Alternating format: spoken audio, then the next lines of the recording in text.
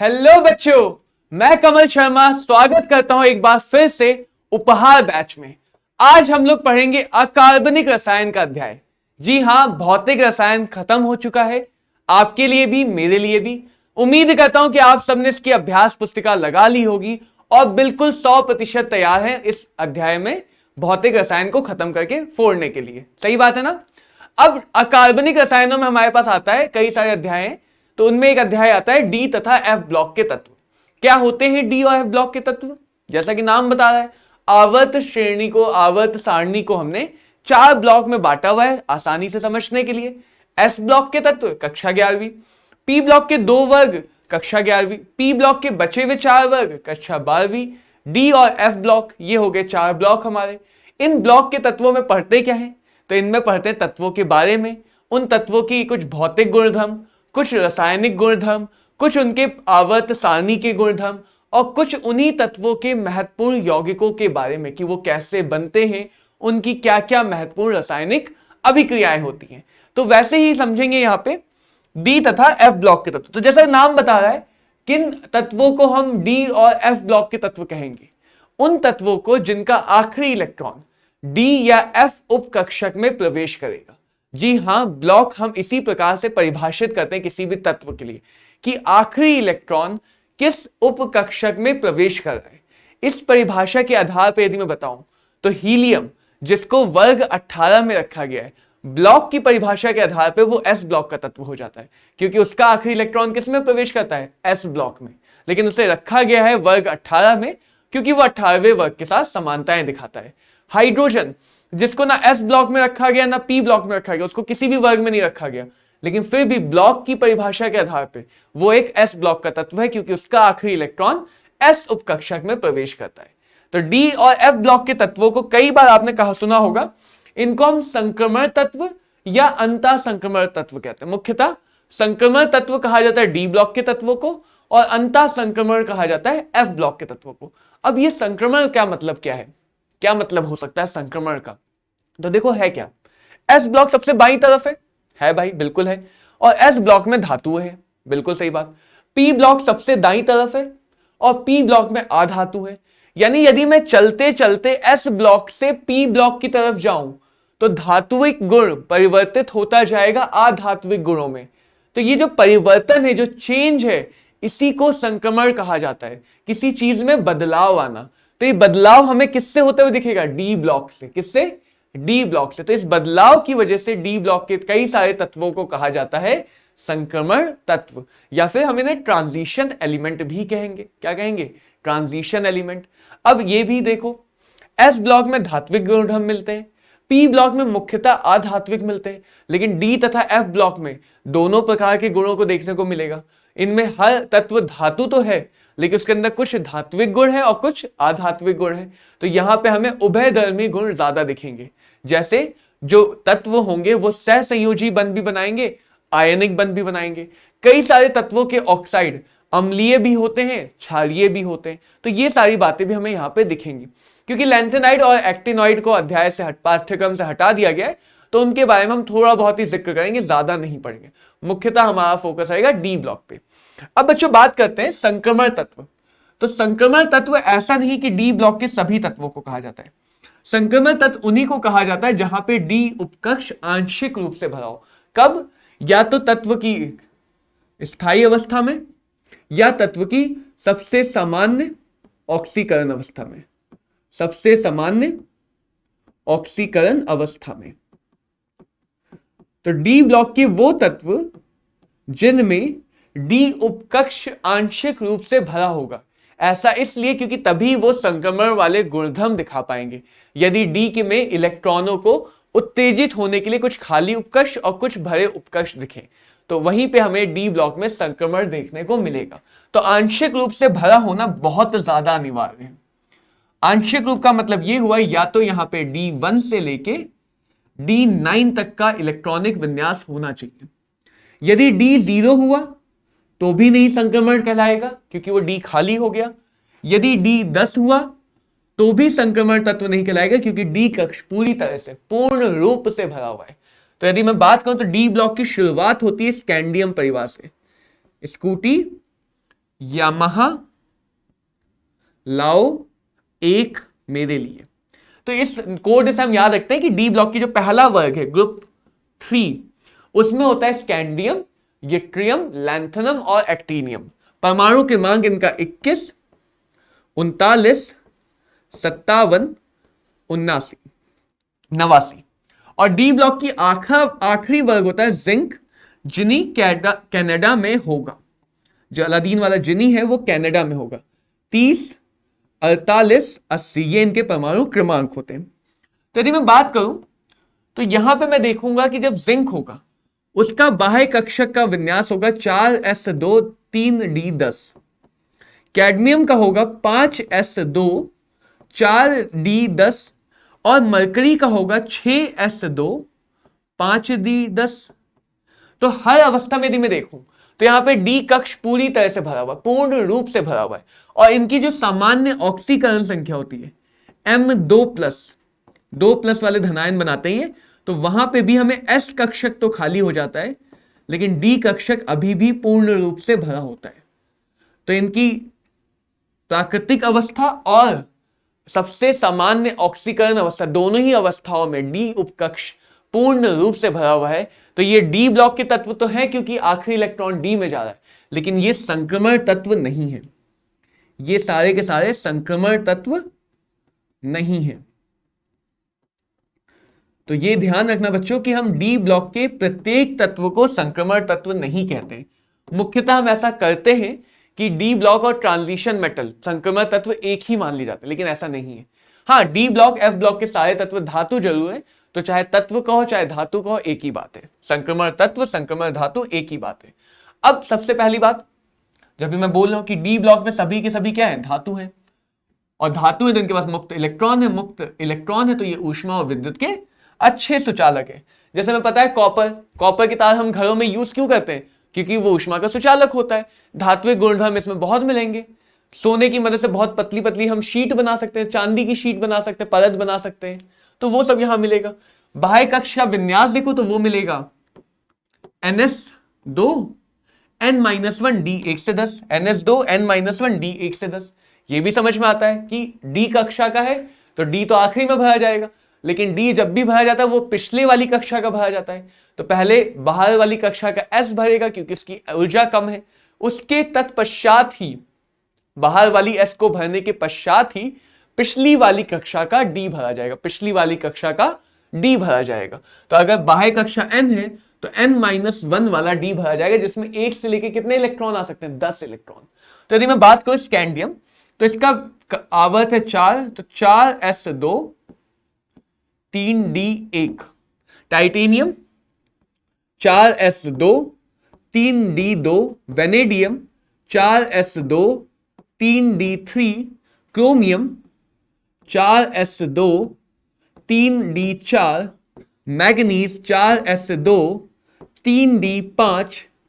4s2 3d6। D में भरता जाएगा, डी में एक एक इलेक्ट्रॉन जुड़ता जाएगा। तो ऐसे निकल तक पहुंच जाओगे तुम, ऐसे कॉपर मिल जाएगा 4s2 3d9 और जिंक मिल जाएगा 4s2 3d10। ये तो हो गया इनका बाहु के नियम के आधार पे ऊर्जा के बढ़ते हुए क्रम में इलेक्ट्रॉनिक विन्यास, ऊर्जा के बढ़ते हुए क्रम में इलेक्ट्रॉनिक विन्यास। यदि डी कक्ष में, डी ब्लॉक में ही अपवाद नहीं मिलेंगे तो डी ब्लॉक का है बात का। फिर वही बात है कि अपवाद का मतलब ये नहीं कि उस बात के पीछे कोई तर्क नहीं है। विज्ञान का दूसरा नाम ही है तर्क, विज्ञान का दूसरा नाम ही है तर्क। विज्ञान में तर्क हमेशा आएंगे। ये हो सकता है कि कुछ तर्कों को हम 12वीं या 11वीं के स्तर पे जाके ना समझा पाए, तो कई बार हम कह देंगे कि भाई ये अपवाद है, इसको ऐसे ही याद रख लो, बट उसका भी कोई ना कोई तार्किक व्याख्या होगी ही होगी, तार्किक व्याख्या होनी ही है। सिर्फ 11वीं 12वीं में हो सकता है कि उसकी व्याख्या इतनी बड़ी हो कि उसमें तुम्हारा ज्यादा मेहनत लग जाए और याद रखना वो बात आसान हो जाए, क्योंकि ज्यादा पूछा नहीं जाएगा। तो इसलिए हम कई बार बोलते हैं कि अकार्बनिक रसायन में अपवाद है, बट ये बहुत गलत एक ख्याल बना हुआ है कि अकार्बनिक रसायन रटने वाला सब्जेक्ट है। नहीं भैया, रटने वाला बिल्कुल नहीं है। जितना समझ सकते हैं उतना समझेंगे, और उस प्रतिशत में मैं बोल सकता हूं कि 80% समझने वाला है। 20% चीजें ऐसी हैं जिनको हम कहते हैं कि इनको ऐसे ही याद रख लो क्योंकि वो तुम्हारे लिए आसान पड़ेगा, वैसे डायरेक्ट याद रखना आसान पड़ेगा।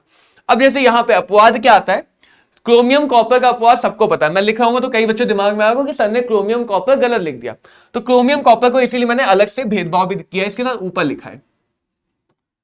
ठीक है, चलो पहला अपवाद ये आता है कि तुमने पढ़ा कि अर्ध भरे हुए कक्षक ज्यादा स्थायी होते हैं, बिल्कुल होते हैं। या सीधे सीधे मैं इतना बोलूंगा कि कोई भी इलेक्ट्रॉनिक विन्यास यदि साधारण विन्यास को फॉलो नहीं कर रहा है, बाहु के नियम को फॉलो नहीं कर रहा है, तो उसके पीछे वजह यह है कि वो जो भी नया विन्यास ले रहा है वो विन्यास उसके लिए स्थायी है, वो विन्यास उसे ज्यादा स्थायित्व दे रहा है। तो यहां पे क्या होता है, यहां पे फिर नियोबियम से लेके इस पूरी लाइन में यहां चांदी तक मॉलिब्डेनम को छोड़ के, और इस लाइन में प्लैटिनम गोल्ड,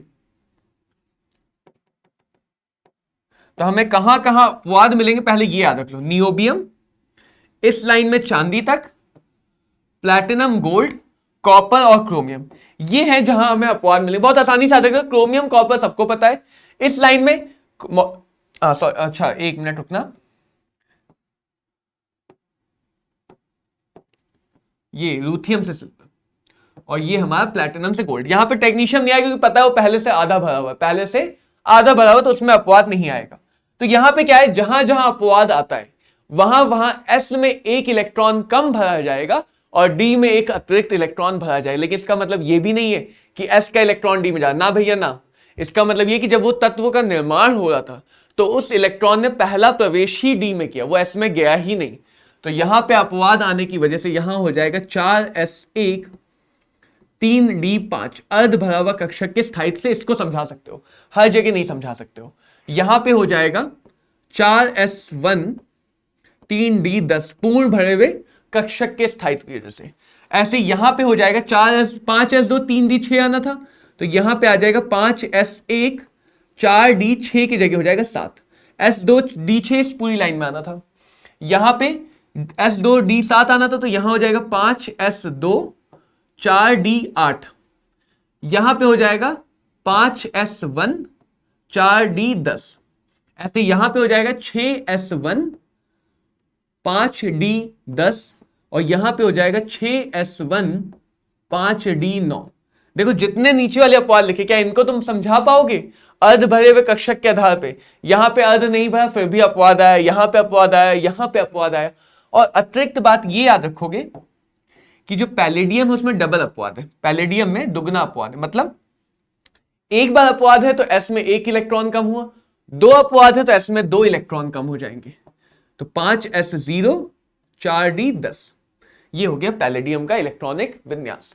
इन सारे इलेक्ट्रॉनिक विन्यास की आवश्यकता पड़ती है उप सह संयोजन यौगिकों को समझते टाइम। किसको समझते टाइम? उप सह संयोजन यौगिकों को समझते टाइम। आगे बढ़ते हैं, परमाणुविक त्रिज्या की बात करते हैं पहली लाइन के लिए। पहली लाइन को बोलते हैं 3D संक्रमण श्रेणी। क्या बोलते हैं? 3D संक्रमण श्रेणी। तो जिस श्रेणी में जो भी डी कक्षा भरी जाती है उसी के आधार पर उसका नाम हो जाता है। यानी यहां पे 3D वाली भरी जाए तो इसको 3D बोल लें, यहां पे 4D भरा जाए तो इसको 4D बोल लें जो 5वें आवर्त में है, क्योंकि डी हमेशा एक कम का होता है। यहां पे 6ठे आवर्त में 5वीं डी भरी जाए तो उसे 5D संक्रमण श्रेणी बोला जाएगा। तो मुख्यतः हमें पहली संक्रमण श्रेणी को यानी कि स्कैंडियम वाली लाइन को पढ़नी है। ठीक है, देखो 3D संक्रमण श्रेणी में क्या क्या आता है? Scandium, titanium, vanadium, chromium, manganese, iron, cobalt,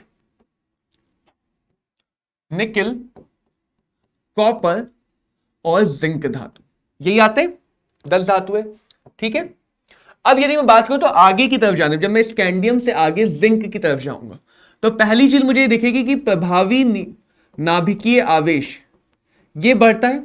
किसी भी आवर्त में बाएं से दाएं जाने पर प्रभावी नाभिकीय आवेश बढ़ेगा और नाभिक का आवेश बढ़ेगा तो वो इलेक्ट्रॉन को आकर्षित करेगा, और यदि वो इलेक्ट्रॉन को आकर्षित करेगा तो वो आकार क्या करेगा? त्रिज्या को घटा देगा, आकार या त्रिज्या को घटा देगा।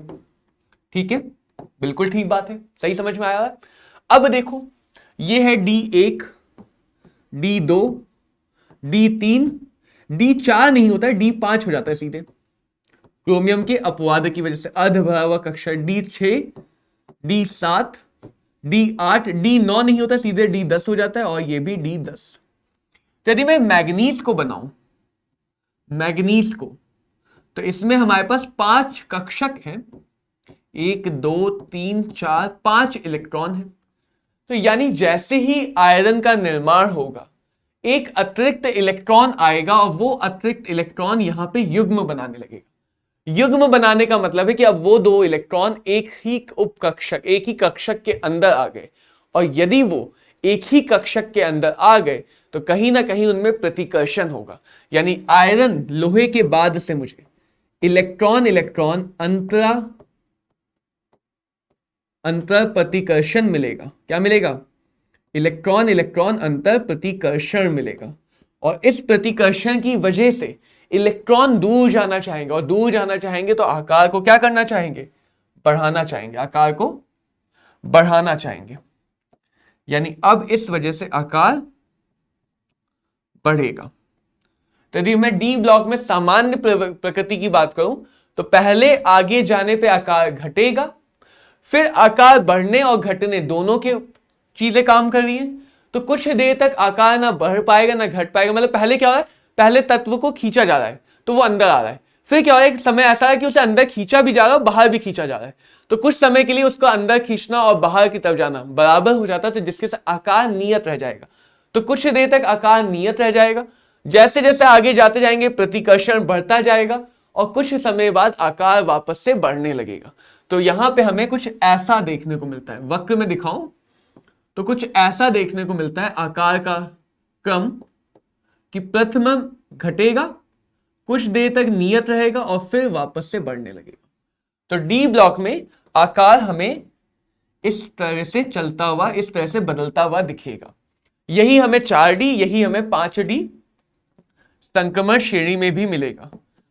यानी 4D में भी आकार पहले घटेगा, फिर कुछ देर तक नियत रहेगा और फिर बढ़ने लगेगा। 5D में भी आकार पहले घटेगा, कुछ देर तक नियत रहेगा और बाद में बढ़ने लगेगा।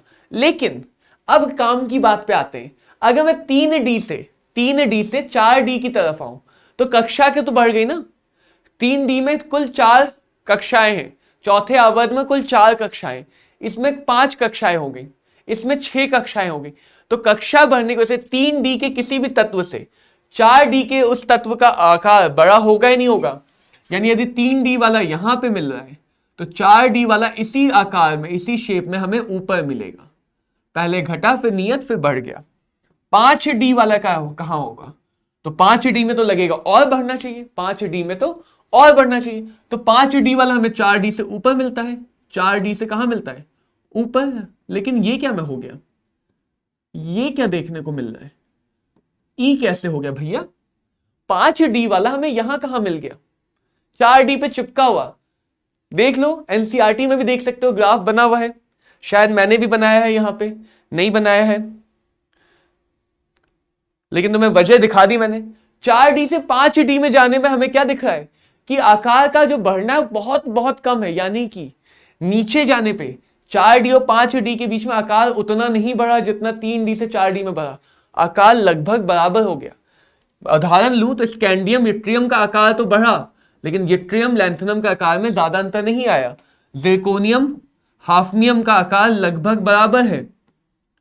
नियोबियम टेंटेरियम का आकार लगभग बराबर है। मॉलिब्डेनम टंगस्टन का आकार लगभग बराबर है। और ऐसा क्यों होता है? ऐसा क्यों होता है बोलो? ऐसा होता है एफ ब्लॉक के तत्व आ जाने की वजह से, लैंथेनाइड आ जाने की वजह से।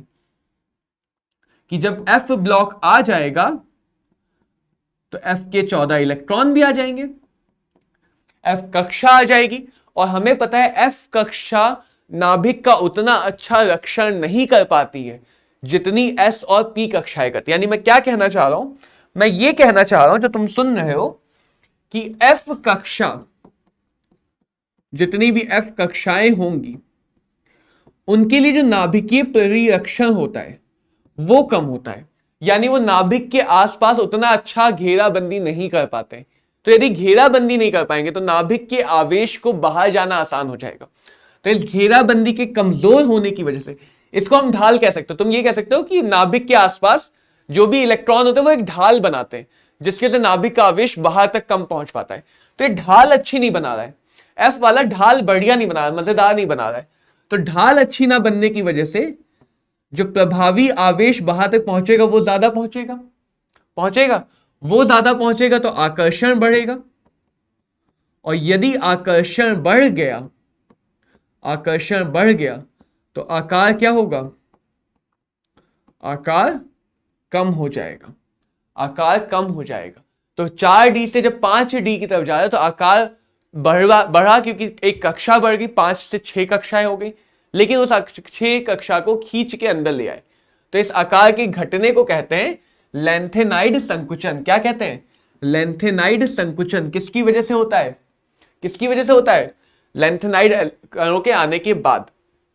समझ पाए? कुछ काम की बातें मैं यहां पे रेखित कर दे रहा हूं। परिरक्षण प्रभाव कम होता है, बाह्य इलेक्ट्रॉन पे केवल नाभिक का आकर्षण बल ज्यादा कार्य करता है। तो इस वजह से आकार में हमें 4D और 5D में काफी कम अंतर मिलता है एफ ब्लॉक के आने के बाद। चलो भैया ये बात समझ में आई। अगली बात समझते हैं गलनांक। गलनांक क्या होता है? गला देना।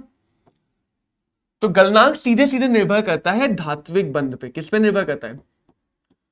धात्विक बंध पे। क्यों निर्भर करता है? क्योंकि जितना प्रबल बंध बनेगा दो धातु के कणों के बीच में, गला के जब हम उसे ठोस से द्रव करेंगे तो दो कण जो पास पास चिपके हुए हैं, दोस्ती अच्छी है, उनको दूर ही तो कर रहे हैं।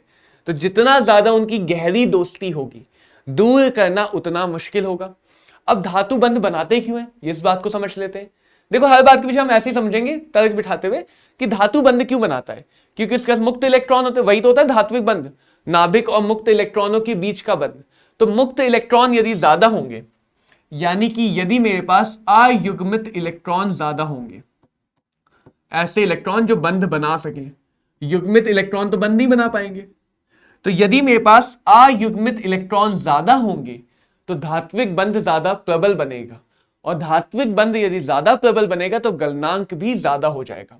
देखो फिर D1, D2, 3, 5, 4 तो आता ही नहीं, 5, 6,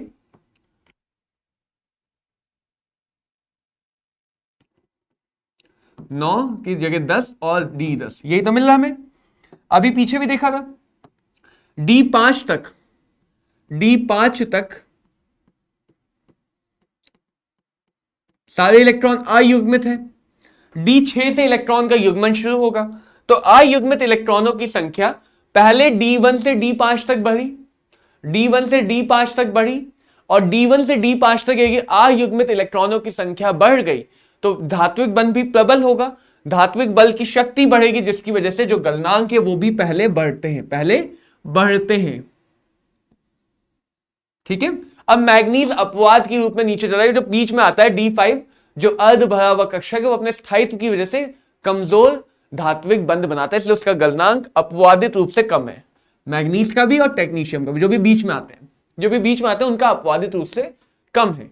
इसके बाद यहां के आगे जाओगे तो क्या हो रहा है, D6 से, यानी लोहे वाले से D6 से अयुग्मित इलेक्ट्रॉनों की संख्या कम हो रही है, और अयुग्मित इलेक्ट्रॉनों की संख्या कम हो रही तो गलनांक भी कम हो रहा है।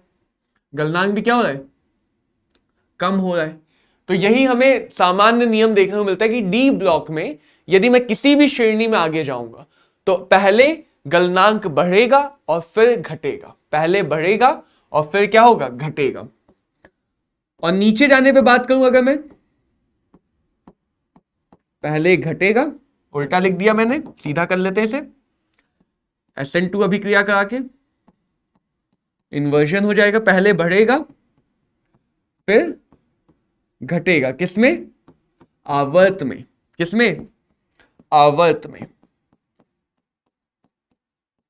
और यदि मैं वर्ग में देखूं, यानी ऊपर से नीचे आने पे, तो ऊपर से नीचे आने पे आकार बढ़ता है, आकार बढ़ने में हमेशा वॉन्डर वाल बल भी प्रबल हो जाते हैं, और आकार बढ़ेगा तो वॉन्डर वाल बल भी बढ़ेंगे, तो ऊपर से नीचे आने पर गलनांक बढ़ेगा।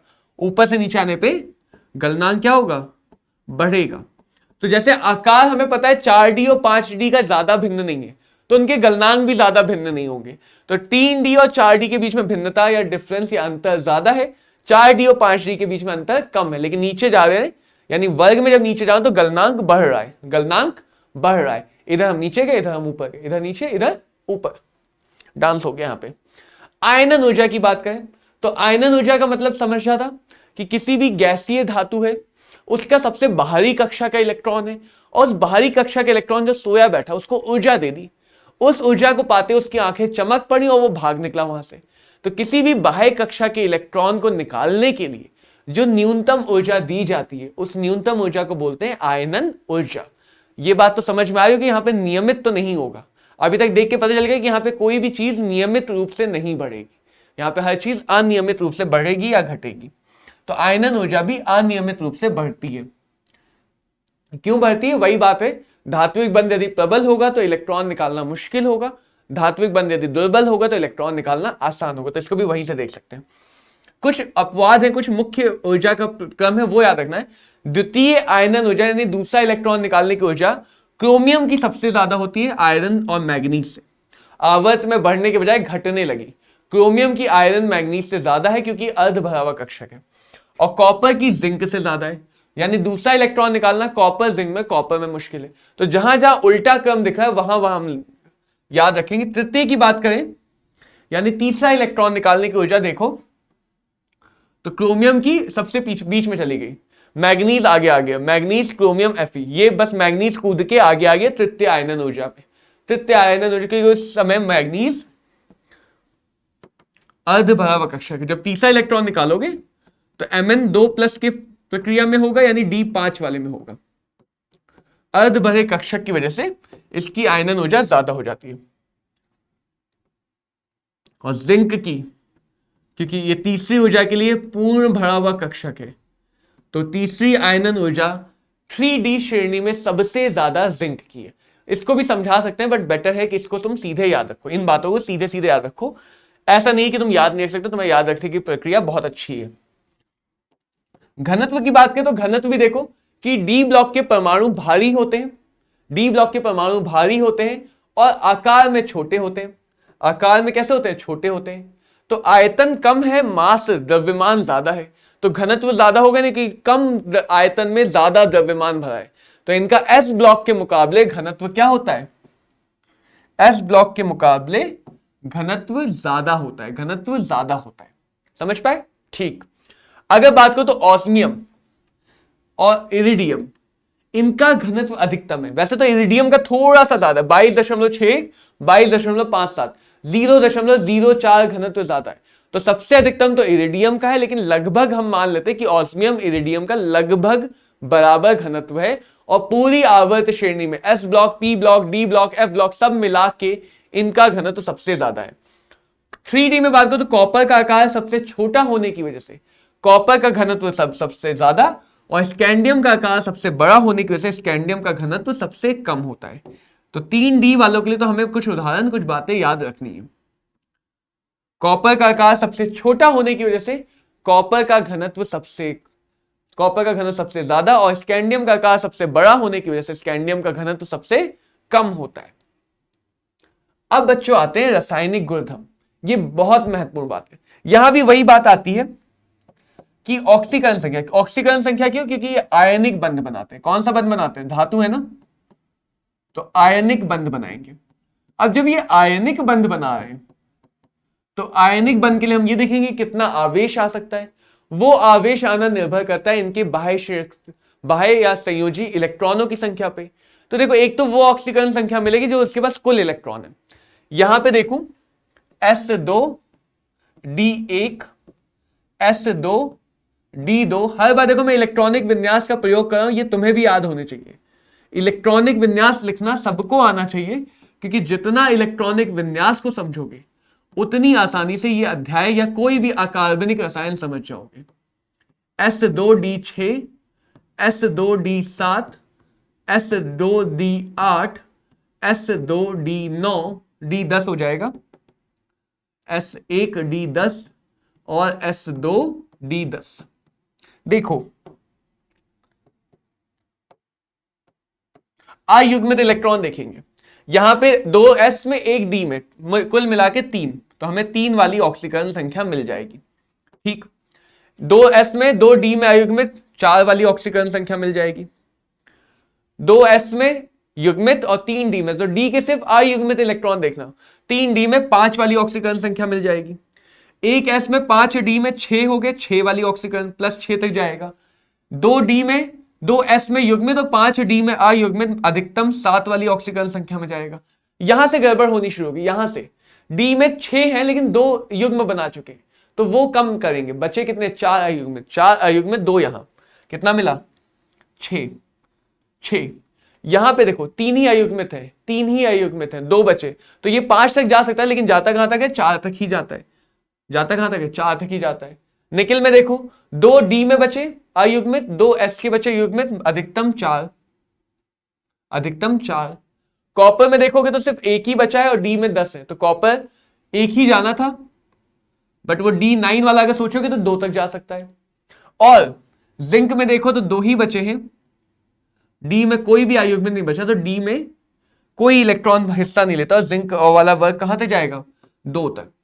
तो क्योंकि अयुग्मित इलेक्ट्रॉनों की संख्या पहले बढ़ी, तो जो संख्याएं हैं ऑक्सीकरण संख्या वो भी पहले बढ़ती हुई दिखी, ज्यादा संख्याएं मिली, फिर अयुग्मित इलेक्ट्रॉनों की संख्या कम हुई तो ऑक्सीकरण संख्याएं फिर से कम होती हुई दिख रही है। समझ पा रहे हो बात? तो ऑक्सीकरण संख्याएं सबसे किनारे वाले कम दिखाते हैं, कम संख्याएं दिखाते हैं, ये +3 ही दिखाता है ये वाला वर्ग, ये वाला वर्ग +2 ही दिखाता है, और बीच वाले जो तत्व है वो बहुत ज्यादा बदलाव वाली ऑक्सीकरण संख्या दिखाती है। Mn को अगर मैं देखूं तो +2 +3 +4 +5 +6 +7 दुनिया तमाम की ऑक्सीकरण संख्याएं दिखाएगा, तो बहुत सारे यौगिक बनाएगा और इसीलिए संक्रमणता दिखाएगा, इसीलिए इसकी रसायन थोड़ा जटिल हो जाता है। और बात समझो, क्योंकि S में एक है तो क्रोमियम और कॉपर, ये 2 ऐसे हैं क्रोमियम और कॉपर जो +1 में भी जाते हैं, जो +1 में भी जाते हैं। S में 2 इलेक्ट्रॉन है तो सबके सब 2 में जाते हैं, स्कैंडियम को छोड़ के, स्कैंडियम को छोड़ के बाकी सबके सब 2 में जाते हैं, क्योंकि स्कैंडियम में D में एक ही, तो सीधे 3 देके खाली हो जाना चाहता है, 3 देके सीधे वो एक अक्रिय गैस, नोबल गैस, हीलियम जैसा बन जाता है, इसलिए स्कैंडियम +2 में नहीं जाता है।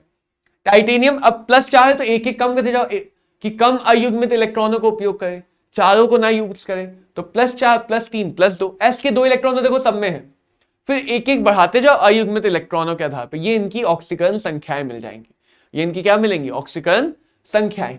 इनमें से कुछ संख्याएं ज्यादा दिखेंगी, जैसे यहां पे +2 +4, यहां पे +2 +3 +5, ये ज्यादा दिखेंगी। क्रोमियम में +3 +6, +6 क्रोमियम का बहुत अच्छा ऑक्सीकारक होता है, तो सीधी सी बात है अस्थायी है तभी बदलना चाह रहे हैं, अस्थायी है तभी बदलना चाह रहे हैं, तो क्रोमियम का +6 बहुत अच्छा ऑक्सीकारक होता है, क्या होता है ऑक्सीकारक, इसीलिए बदलता है। मैग्नील में +2 +4 +7 +6 ये हमें देखने को मिलेंगी। आयरन लोहे में तुम्हें पता है फेरस, फेरिक, कोबाल्ट +3 ज्यादा देखने को मिलेगी। निकिल में +2 +4, कॉपर में तो 2 ही है, दोनों देखने को मिलती है, जिंक में एक ही है, वही देखने को मिलेगी। तो इस प्रकार से हमें ऑक्सीकरण संख्या के आधार पर यौगिक बनते हुए दिखेंगे। अब यदि आगे बात करें तो इन्हीं ऑक्सीकरण संख्याओं की वजह से, इन्हीं अयुग्मित इलेक्ट्रॉनों की वजह से यहां पे जो डी ब्लॉक के जितने भी यौगिक है, तत्व हैं, वो जलीय विलयन में या यौगिक बनाते समय जब आवेशित होते हैं तो वो कोई ना कोई रंग दिखाते हैं। तो रंग दिखाना भी डी ब्लॉक का एक अभिलाक्षणिक गुणधर्म है, रंग दिखा पाना, और रंग वही दिखाएगा जिसके पास अयुग्मित इलेक्ट्रॉन होगा। क्या होगा? अयुग्मित इलेक्ट्रॉन। तो बच्चों अब तक तुम्हें यह बात दिख गई होगी, यह बात दिख गई होगी कि जो अयुग्मित इलेक्ट्रॉन है वो धात्विक बंध पे प्रभाव डाल रहे हैं, वो इनके धात्विक बंध पे प्रभाव डाल रहे हैं, और धात्विक बंध की वजह से धात्विक गुणधर्म मिलेंगे। तो इसलिए ज्यादातर गुणधर्म में हम हर बार अयुग्मित इलेक्ट्रॉन देख रहे हैं, अनपेयर्ड इलेक्ट्रॉन्स। देखो आयनन ऊर्जा के लिए भी वैसे ही बात की, घनत्व में तो चलो अलग बात है, ऑक्सीकरण अवस्थाएं अगर अयुग्मित इलेक्ट्रॉनों से, तो सारे यौगिक ऐसे ही हो गए, सारे यौगिक इसी आधार पे हो गए। तो रासायनिक गुणधर्म तो पूरा अयुग्मित इलेक्ट्रॉनों पे आधारित है। यहां पे रंगीन आयनों में भी हम यही देख रहे हैं, अयुग्मित इलेक्ट्रॉन। तो जिसके पास इलेक्ट्रॉन नहीं है, सारे के सारे इलेक्ट्रॉन युग्मित हैं, उसके पास कोई भी रंग नहीं मिलेगा, रंगहीन मिलेगा। जैसे स्कैंडियम 3+, 3 इलेक्ट्रॉन थे, तीनों दे दिए, कोई इलेक्ट्रॉन नहीं। टाइटेनियम के पास 4 थे, 3 दिए। टाइटेनियम के पास 4 थे, उसने कितने दिए? 3 दिए, तो उसका रंग हो गया बैगनी, पर्पल। कैसा रंग हो गया? बैगनी, पर्पल। ठीक समझ पाए? वेनेडियम 3+, 5 में से 3 इलेक्ट्रॉन दिए, 2 अयुग्मित इलेक्ट्रॉन बच गए, रंग हो गया हरा। क्रोमियम 2+, 4 अयुग्मित इलेक्ट्रॉन बचे, रंग हो गया नीला। तो जितनों के पास भी अयुग्मित इलेक्ट्रॉन, उन सबका रंग कैसा है? कोई ना कोई रंग मिलेगा। रंग याद नहीं रख पाओगे अभी, लेकिन ये याद रख लोगे कि रंग मिलेगा या नहीं मिलेगा। इसी आधार पे सब्जेक्टिव प्रश्न बनते हैं। कैसे? ये क्वेश्चन खुद बता देगा। जैसे ही बता देगा कि इस यौगिक का रंग हरा है, अब उसको तुम्हें व्याख्या देनी है। तो जब तुम्हें रंग पता चल गया, तो रंग के पीछे की वजह तो बता सकते हो ना। वजह क्या होगी? उसका इलेक्ट्रॉनिक विन्यास करके दिखा दो इसमें इतने अयुग्मित इलेक्ट्रॉन है, इस अयुग्मित इलेक्ट्रॉन के से ये ऐसा रंग दिखा रहा है। या ऐसा प्रश्न आ गया कि कोई ऐसा यौगिक, जैसे मान लो जिंक ऑक्साइड, ये भाई रंगहीन होता है, क्यों होता है, इसको बताओ। तो इसको कैसे बताओगे? उसका इलेक्ट्रॉनिक विन्यास करके दिखाओ, उसमें दिखा दो उसके पास कोई भी अयुग्मित इलेक्ट्रॉन नहीं, वो हो गया रंगहीन। तो रंग होना या ना होने की व्याख्या करवाते हैं क्वेश्चन में। ऐसा भी क्वेश्चन दे सकते हैं कि ये यौगिक था, इसने इससे अभिक्रिया की और एक हरे रंग का यौगिक या एक नारंगी या एक लाल रंग का यौगिक बना लिया, क्यों ऐसा हुआ? तो वहां पे जो धातु है उसको पहचान लो, उस धातु से जो यौगिक बना उसमें उस धातु का इलेक्ट्रॉनिक विन्यास देख लो। अगर रंग आ रहा है तो कहीं ना कहीं से इलेक्ट्रॉन का अयुग्मित संख्या में वृद्धि हुई होगी, अयुग्मित संख्या में वृद्धि होगी।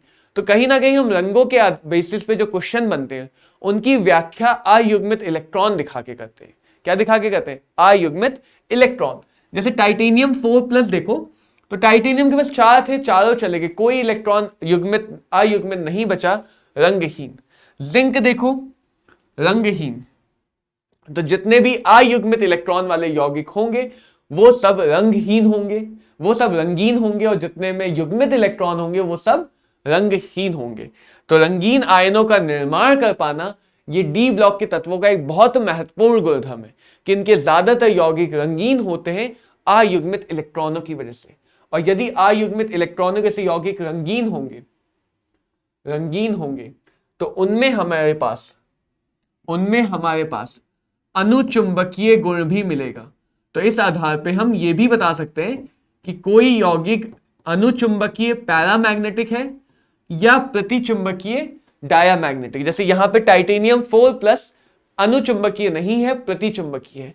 Zn2+ प्रतिचुंबकीय है। स्कैंडियम 3+ प्रतिचुंबकीय। बाकी जो रंगीन वाले हैं वो सबके सब अनुचुंबकीय। उनका तुम चुंबकीय आघूर्ण भी निकाल सकते हो। क्या निकाल सकते हो? चुंबकीय आघूर्ण। म्यू बराबर √NN+2 बोर मैग्नेट्रॉन, जहां पे n क्या है? अयुग्मित इलेक्ट्रॉनों की संख्या। n क्या है? अयुग्मित इलेक्ट्रॉनों की संख्या। चलो भाई, ये बात तो समझ में आ गई।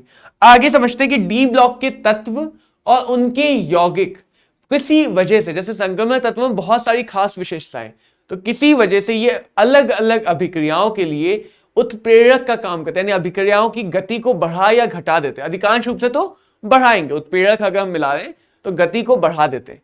तो बहुत सारी नामी गिरामी रिएक्शनों में, अभिक्रियाओं में इन यौगिकों को, इनके तत्वों को तुम देखोगे।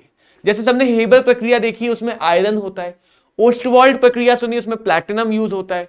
सांद्र नाइट्रिक अम्ल, सांद्र सल्फ्यूरिक अम्ल बनाने के लिए प्रक्रिया सुनी, स्पर्श प्रक्रिया, उसमें वेनेडियम का यौगिक होता है। हाइड्रोजनीकरण में प्लैटिनम, पैलेडियम, रोडियम, ये सब यूज होते हैं। तो यही सब यहाँ पे कि यदि मैं बात करूं तो टाइटेनियम क्लोराइड, ये जिगलर-नैटा कैटलिस्ट उत्प्रेरक बनता है जो पॉलिथीन के उत्पादन में उपयोग होता है, बहुत ही महत्वपूर्ण।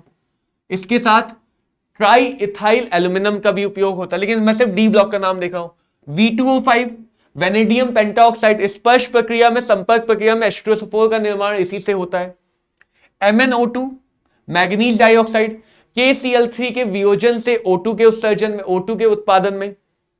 Fe हेबर प्रक्रिया में अमोनिया को बनाने के लिए FeCl3, FeCl3, CH2 और Cl2 से CCl4 के उत्पादन में, ये बहुत ज्यादा उपयोगी अभिक्रिया नहीं है तो इसको डब्बे में बंद नहीं करते हैं, जो उपयोगी उनको बंद करते हैं।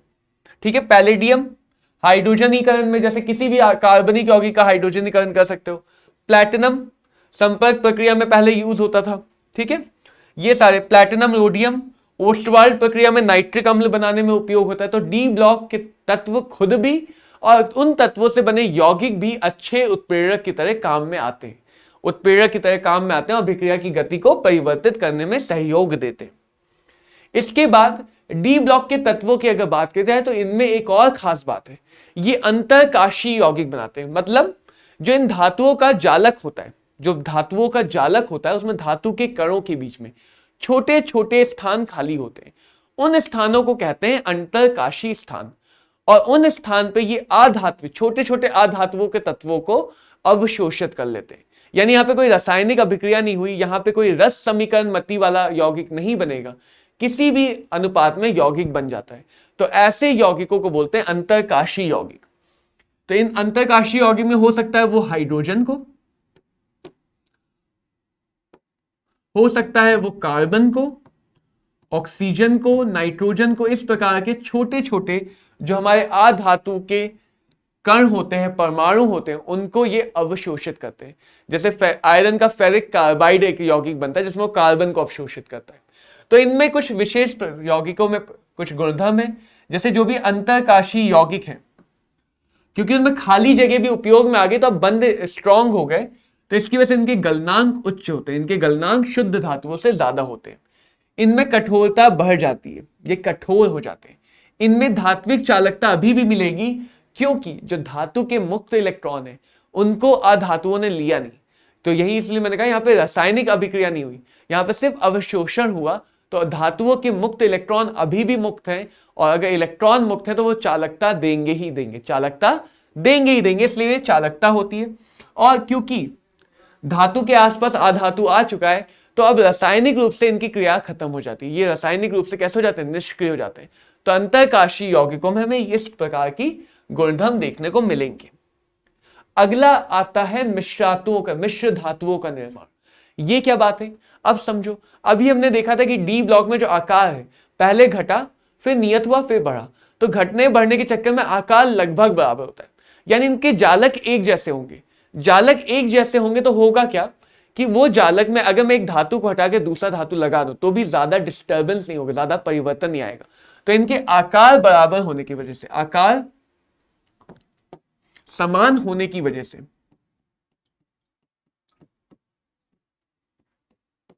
आकार कैसा होगा, लगभग समान। तो समानता की वजह से ये एक दूसरे के जालक में जाके बैठ सकते हैं। तो इनके जालकों को हम घोल द्रव बना के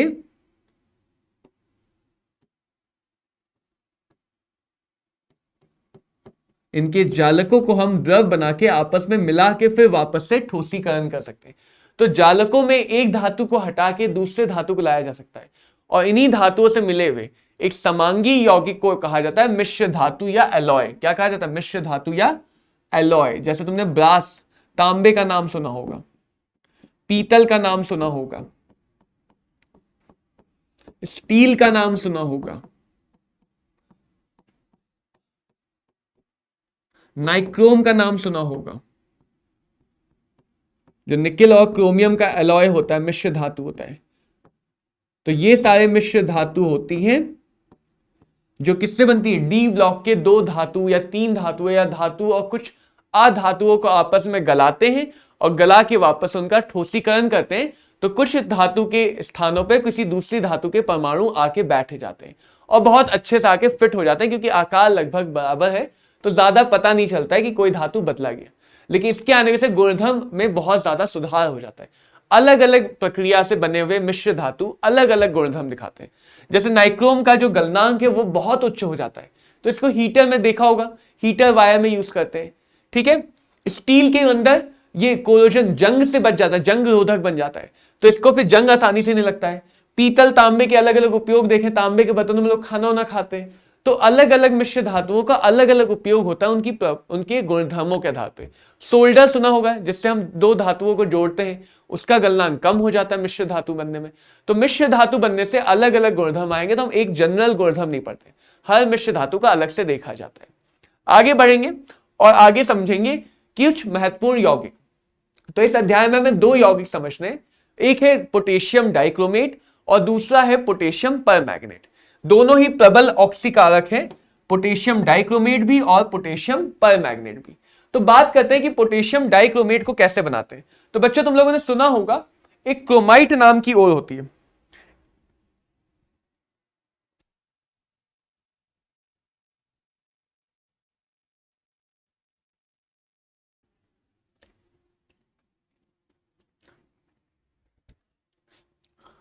तो बच्चों जो क्रोमाइट ओर होती है उसका फॉर्मूला होता है FeCr2O4।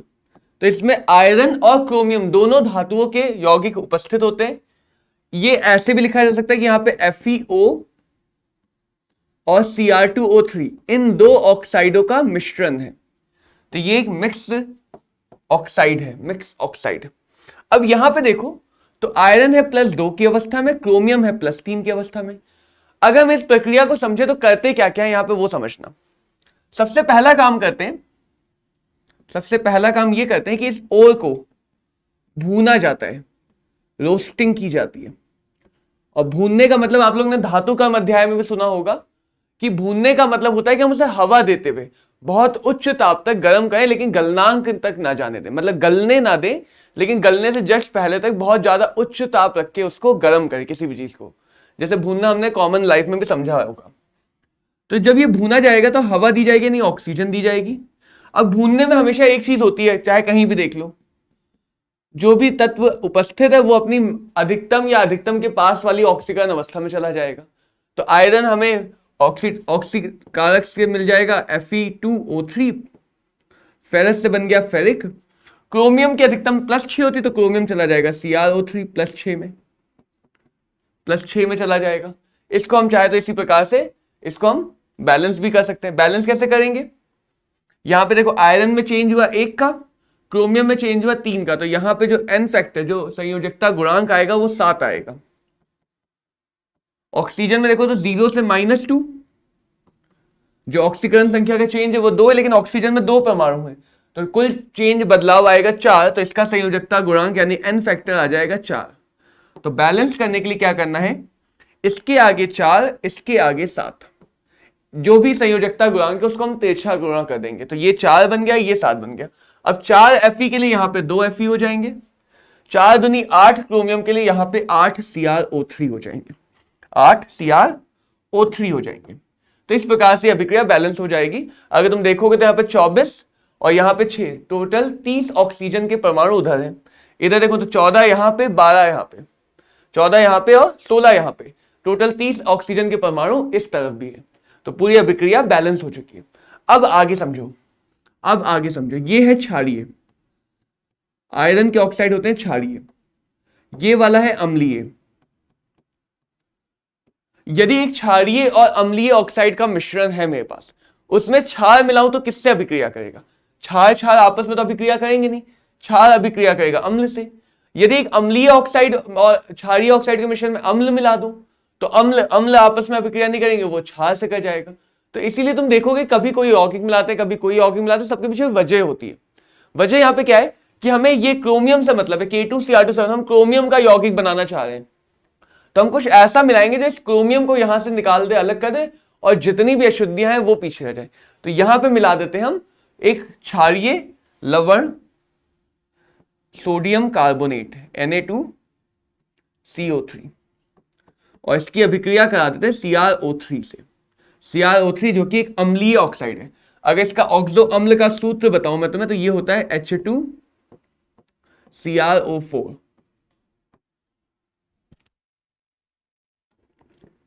इसको बोलते हैं क्रोमिक अम्ल। क्या बोलते हैं, क्रोमिक अम्ल। तो अब साफ साफ दिख रहा है Na2CO3 यानी ये NaOH और कार्बोनिक अम्ल का लवण है, क्षारीय लवण है, क्योंकि NaOH ज्यादा प्रबल क्षार होता है कार्बोनिक अम्ल से। तो जब इसकी अभिक्रिया करेंगे तो NaOH चाहेगा कि वो भाई क्रोमिक अम्ल के साथ बना ले लवण, ज्यादा प्रबल क्षार ज्यादा प्रबल अम्ल के साथ लवण बनाना चाहेगा। तो NaOH और H2CrO4 इसके लवण का सूत्र बता सकते हो मुझे? NaOH और H2CrO4, यहां से एक OH है, यहां पे दो H है, तो दो H के लिए यहां से दो OH जाएंगे, दो Na चाहिए होंगे। सूत्र आ जाएगा Na2CrO4 प्लस H2O। वही जो कार्बोनिक अम्ल है वो H2O और CO2 के फॉर्म में अलग हो जाएगा, H2O और CO2 के फॉर्म में अलग हो जाएगा। तो यहां पे ये अभिक्रिया पहले से बैलेंस भी, अब H2O नहीं आएगा क्योंकि H2O यहां पे कैंसिल आउट हो चुका होगा। कुछ H2O बनेंगे, कुछ H2O उपयोग में आएंगे, तो H2O कैंसिल आउट हो जाएगा, CO2 आएगा सिर्फ, कार्बनिक अम्ल का मुख्य उत्पाद। तो यहां पे एक विस्थापन हो गया। अब एनसीईआरटी में यदि देखोगे तो यही दोनों अभिक्रिया आपस में जोड़ के लिखी हुई है। मैंने क्या किया, उन अभिक्रियाओं को तोड़ा और तुम्हें अलग अलग उनके पीछे के तर्क समझा दी कि अभिक्रिया हो कैसे रही है। तो ऐसे क्या होगा, याद रखना आसान है, याद रखना आसान हो जाएगा। अब अगली बात है, अगली बात ये समझनी है कि जो क्रोमिक होता है, यानी ये जो CrO4 -2 वाला आयन होता है, ये माध्यम के आधार पे डाइक्रोमेट आयन में बदल सकता है या डाइक्रोमेट आयन से क्रोमेट आयन में बदल सकता है। ये क्रोमेट आयन कहलाएगा क्रोमिक अम्ल का, ये उसका दुगना हो गया तो इसे डाइक्रोमेट आयन कहेंगे, डाइक्रोमेट अम्ल का। तो देखो कैसे होगा, देख लेते हैं। Na2CrO4 जब इसको अम्लीय माध्यम में रखा जाता है, अम्लीय माध्यम में, तो ये दुगना होके बना लेता है द्विलक Na2Cr2O7। अतिरिक्त Na2SO4 के फॉर्म में अलग हो जाएंगे और अतिरिक्त H2O भी अलग हो जाएगा। तो एक बार देख लेते हैं, अभिक्रिया हमारी बैलेंस हो चुकी है। तो यहां तक हमें मिला, इस पद तक हमें क्या मिल गया,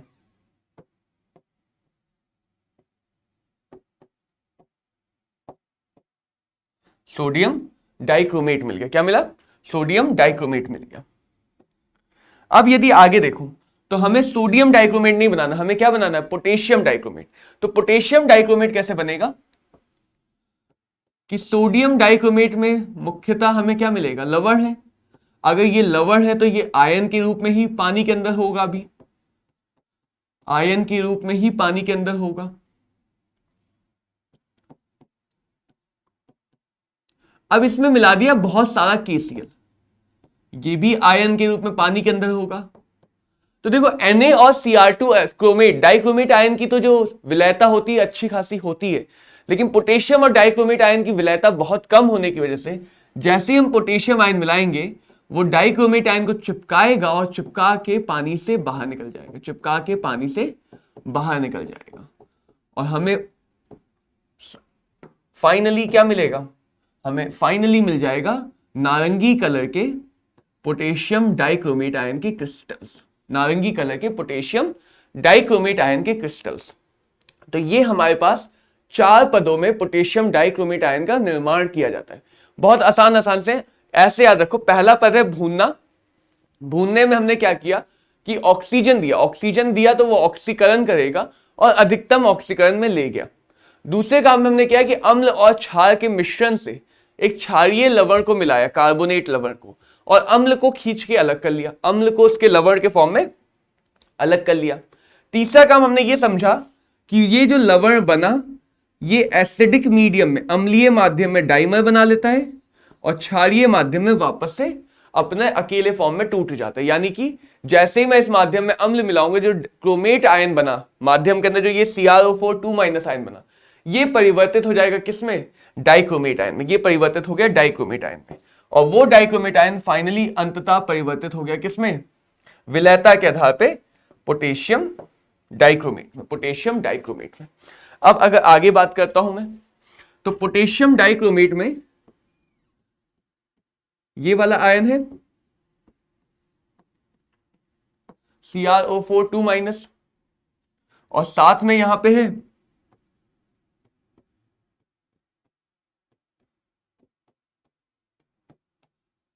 डाइक्रोमेट आयन। तो अगर देखा जाए तो यहां पे क्रोमियम ने 4 सिग्मा बंध बना रखे हैं, और यदि 4 सिग्मा बंध बना रखे तो उसकी हाइब्रिडाइजेशन संकलन हो जाएगा sp3। ऐसे ही मुझे डाइक्रोमेट में संकलन बताओ। तो डाइक्रोमेट में भी देखोगे कि पाई बंध भी बने हैं और सिग्मा बंध भी बने हैं, लेकिन कुल सिग्मा बंध प्रत्येक क्रोमियम पे 4 है, तो यहां भी संकलन हो जाएगा sp3। क्या हो जाएगा? sp3। तो इन दोनों आयनों में प्रत्येक क्रोमियम के कण का, क्रोमियम के तत्व का संक्रमण होता है 3। कितना? sp3, 4। अब और बात, ये होता है पीले रंग का,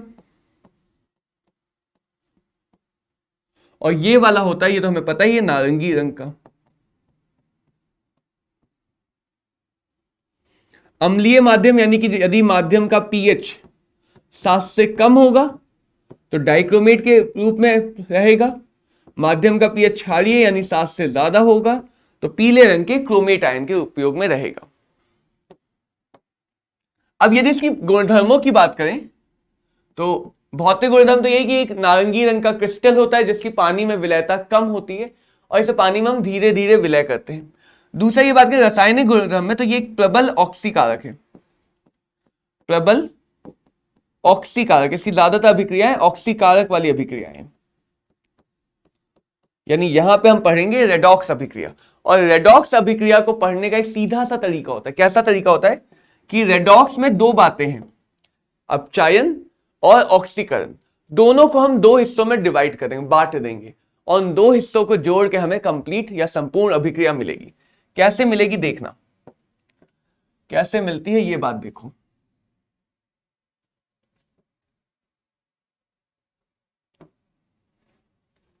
पहली बात ये जो K2Cr2O7 है, ये ऑक्सीकारक की तरह काम करेगा, लेकिन अम्लीय माध्यम में। किस माध्यम में? अम्लीय माध्यम में। तो जब ये अम्लीय माध्यम में ऑक्सीकरण करेगा, ऑक्सीकारक बनेगा, तो यहां पे क्रोमियम है +6 में। अगर ये ऑक्सीकारक है तो इसका खुद का क्या होगा? जो साथ वाले को ऑक्सीकरण करेगा वो खुद अपचयित होगा या नहीं होगा? तो यानी इसका खुद का अपचयन होगा, तो ये अपचयित हो जाता है +3 में। किस में अपचयित हो जाता है? +3 में। पोटेशियम वैसे ही रह जाएगा तो K2SO4, और अतिरिक्त हाइड्रोजन H2O के फॉर्म में निकल जाएंगे।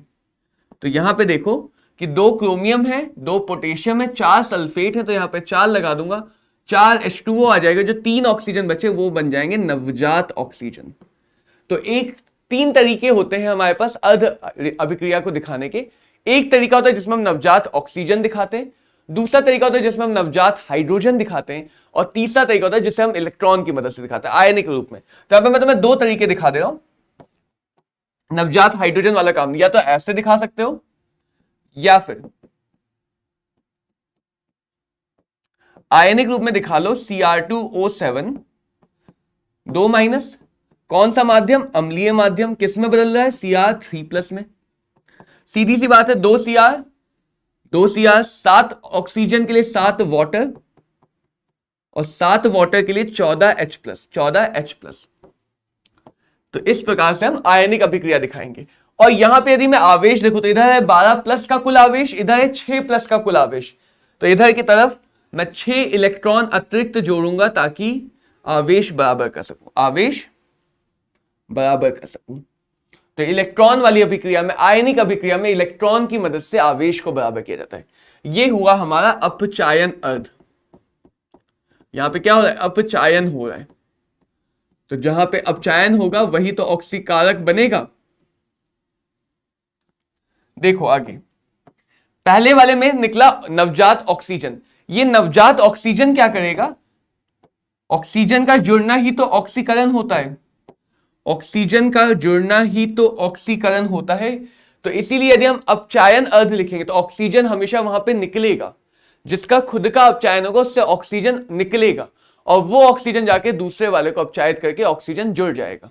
तो ऑक्सीजन का निकलना दिखाता है अपचायन, इलेक्ट्रॉन का जुड़ना भी दिखाता है अपचायन, क्योंकि जहां इलेक्ट्रॉन जुड़ेगा उसकी ऑक्सीकरण संख्या घटेगी तो उसका भी अपचायन होगा।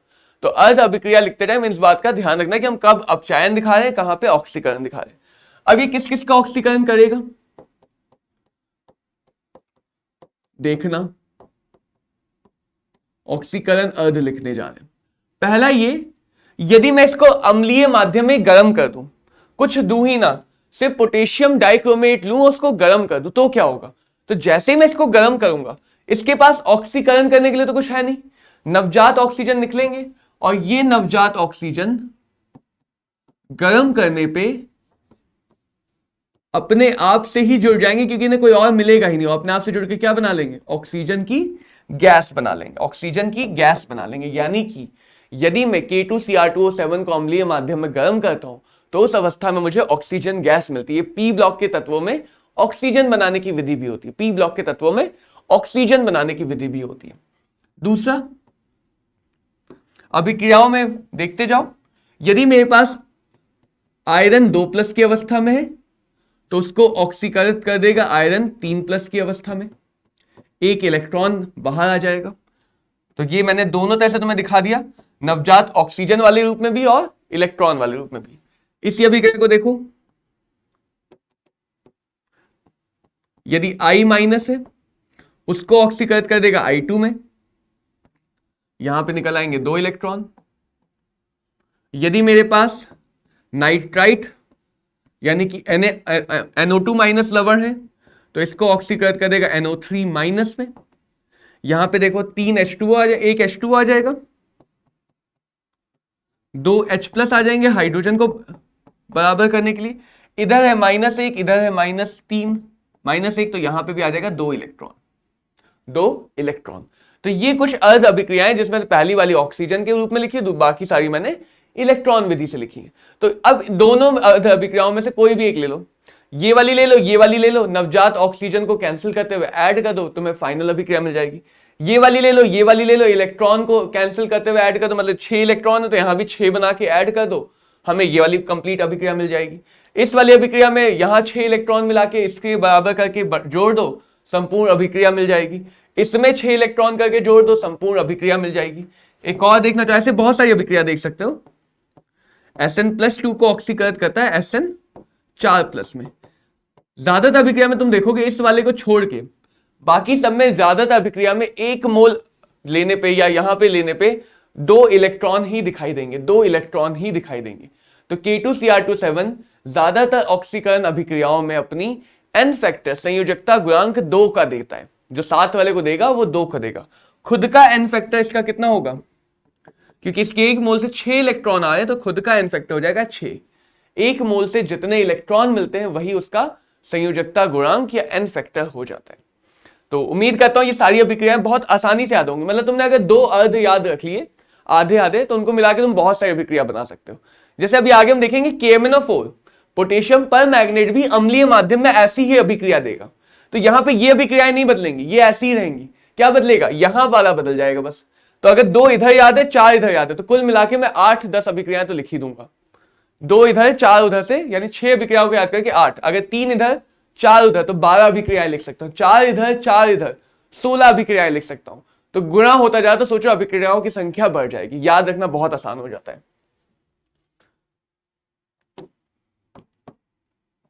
K2Cr2O7 का बच्चों मुख्य उपयोग होता है प्रयोगशाला में। किसमें? प्रयोगशाला में। इसको हम टाइट्रेशन करते टाइम या 2 चीजों की एनालिसिस करते टाइम यूज करते हैं। तो इसका प्रयोगशाला में अभिकर्मक के रूप में मुख्य उपयोग होता है। ठीक है। अब अगला आता है KMnO4। अगला क्या आता है? KMnO4। KMnO4 कैसे बनेगा पहले ये देखेंगे। तो यहां भी एक ओर होती है MnO2। कौन सी ओर? MnO2, जिसको बोलते हैं पायरोलुसाइट ओर। पायरोलुसाइट, जहां पे Mn है +4 में। यहां भी वैसा ही करेंगे। तो यहां पे बस मैं अभिक्रिया समझाऊंगा ताकि तुम देख पाओ। यहां भी वैसे ही करेंगे, इस ओर को भूनेंगे। तो भूनेंगे तो ये +4 से बदल जाता है +6 में। और क्योंकि वो अम्लीय होता है, तो पहले भूना तो +4 से चला गया +6 में, और ये +6 वाला अम्लीय होता है।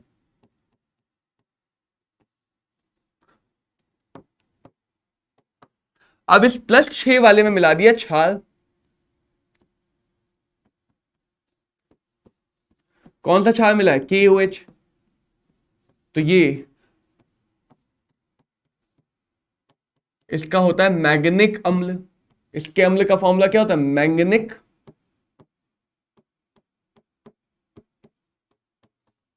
अम्ल। तो अब यहां भी वैसे ही, यहां 2H है तो 2 पोटेशियम आके हटा देंगे, K2MnO4 बन जाएगा और साथ में H2O निकल जाएगा। अब की बार मैं अभिक्रिया को बैलेंस नहीं कहूंगा क्योंकि वो अब तुम खुद कर सकते हो। तो यहां भी वैसे ही काम हुआ, पहले भूना गया फिर क्षार मिलाएगा, बस क्षार अलग मिलाएगा। ये हो गया एनसीईआरटी में लिखा हुआ पहला पद। दूसरे पद में क्या कहते हैं? ये भी MnO4 माइनस जो मैंगनेट आयन है, मैंगनेट आयन है, ये भी अम्लीय माध्यम के आधार पे पर मैंगनेट आयन में बदल सकता है, पर मैंगनेट आयन में बदल सकता है। तो यहां भी वही होगा कि जो हमारा ये मैंगनेट आयन बना है यानी कि MnO4 2 माइनस, जैसे हम इसको अम्लीय माध्यम देंगे H+, ये बदल जाता है MnO4 माइनस और MnO2 में, थोड़ा सा इसमें थोड़ा सा इसमें। तो यहां पे 6 से गया, स्व ऑक्सीकरण अपचयन हो गया इसका, 6 से गया 7 में और 4 में, ऑक्सीकृत भी हुआ और अपचयित भी हुआ। अब 6 से 7 है 1 का अंतर, 6 से 4 है 2 का अंतर, तो हर एक इस अंतर के लिए, 2 अंतर के लिए ऐसे 2 चाहिए होंगे, ऐसे 2 चाहिए होंगे। तो कुल मिला के Mn चाहिए हमें 3, कुल मिला के Mn चाहिए 3। अब देख लो यहाँ पे 12 ऑक्सीजन, 8 और 2 10 ऑक्सीजन, तो यहां पे आ जाएंगे 2H2, 2H2O के लिए यहां पे आ जाएगा 4H+, 4H+।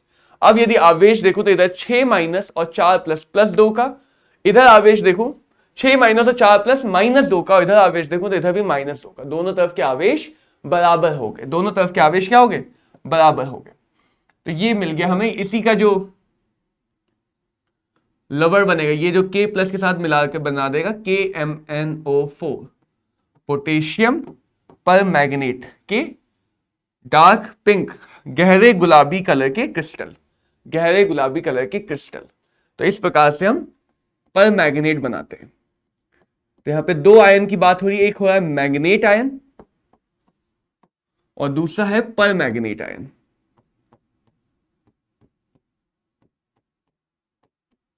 दोनों में यदि देखोगे तो Mn ने बना रखे 4 सिग्मा बंध, तो यहां भी Mn का संकरण sp3 होगा और यहां भी Mn का संकरण sp3 होगा। सिर्फ यहां पे अंतर इतना है कि यहां पे Mn की ऑक्सीकरण संख्या +7 है, ये गहरा गुलाबी रंग दिखाता है, बहुत ही गहरा रंग होता है इसका। यहां पे 2 माइनस का आवेश है, ऑक्सीकरण संख्या +6 है, इसका रंग होता है हरा। इसका रंग कैसा होता है? हरा। तो डाइक्रोमेट, क्रोमेट, मैग्नेट और पर मैग्नेट, कम ऑक्सीकरण वाला मैग्नेट, उससे ज्यादा वाला पर मैग्नेट, इन सारे आयनों के हमें संरचना भी पता होनी चाहिए। आगे यदि मैं देखूंगा तो यहां भी वही तरह की हमें रेडॉक्स अभिक्रियाएं दिखेंगी, वैसी ही रेडॉक्स अभिक्रियाएं दिखेंगी जैसे अभी हम पीछे देख रहे थे। ये भी हमारा अम्लीय, क्षारीय, उदासीन तीनों माध्यम में काम करता है। तो पहले यहां पे देखो, जब KMnO4, या इसको मैं आयनिक रूप में ही लिख देता हूं सारी अभिक्रियाएं, तो MnO4 माइनस अम्लीय माध्यम में, अम्लीय माध्यम में परिवर्तित होता है Mn+2 में, Mn+2 में।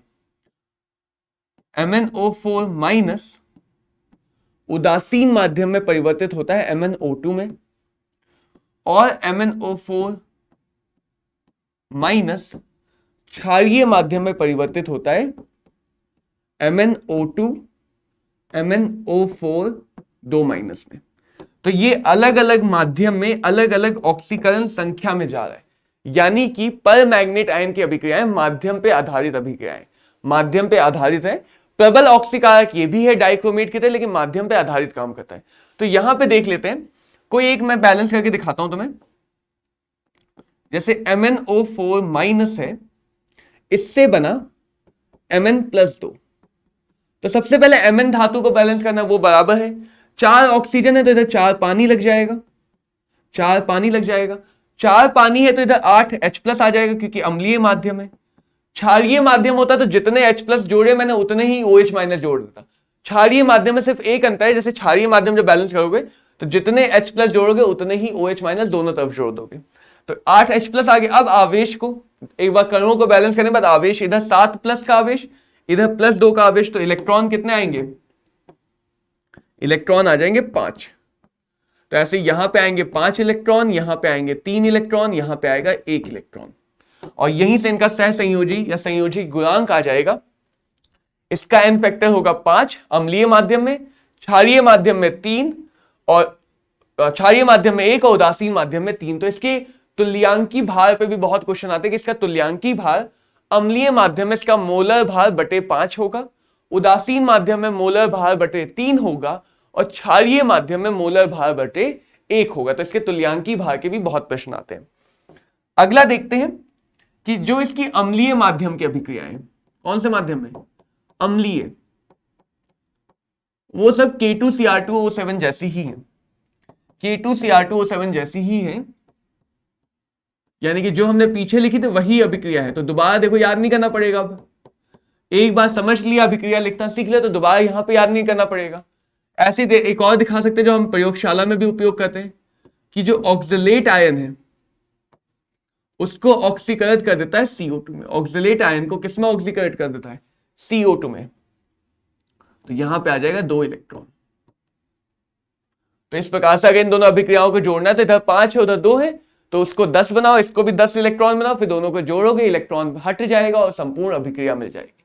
तो अम्लीय माध्यम में वही सारी अभिक्रियाएं जो पीछे देखी थी। क्षारीय माध्यम में थोड़ी सी बदल जाती है। क्या बदल जाती है? क्षारीय माध्यम में एक अभिक्रिया बहुत अच्छी है जो बदलती है, और याद रखनी है कि I- यदि लेता हूं मैं क्षारीय माध्यम में, तो I- को I2 में ना ऑक्सीकृत करके IO3- में करता है। जबकि अगर मैं अम्लीय माध्यम में लूंगा I-, अम्लीय माध्यम में I- को ऑक्सीकृत करेगा I2 में, जैसे K2Cr2O7 ने किया था। तो अम्लीय क्षारीय माध्यम में इस अभिक्रिया का अंतर है, इस अभिक्रिया का अंतर है। तो इसको तो बहुत अच्छे से याद रखना है कि क्षारीय माध्यम में I- को किसमें ऑक्सीकृत करा है? IO3- में, IO3- में। यदि इसको बराबर करेंगे तो यहां पे आएगा 3H2O, सीधे सीधे मैं अब क्षारीय माध्यम वाली बैलेंस का 3H2O, तो यहां पे आएगा 6OH-। अब यदि मैं आवेश को बराबर करूं तो यहां पे है 7-, यहां पे 1-, तो यहां पे 6- और आ जाएगा, 6 इलेक्ट्रॉन और आ जाएंगे। तो ये हमें मिल जाती है क्षारीय माध्यम में I- की अभिक्रिया KMnO4 के साथ। तो इसी अभिक्रिया में एक अंतर है, बाकी अभिक्रियाओं में कोई अंतर नहीं है। MnO4- को भी हम लोग यदि HCl के साथ लेते हैं, यदि इसको हम HCl के साथ अम्लीय माध्यम बनाते हैं,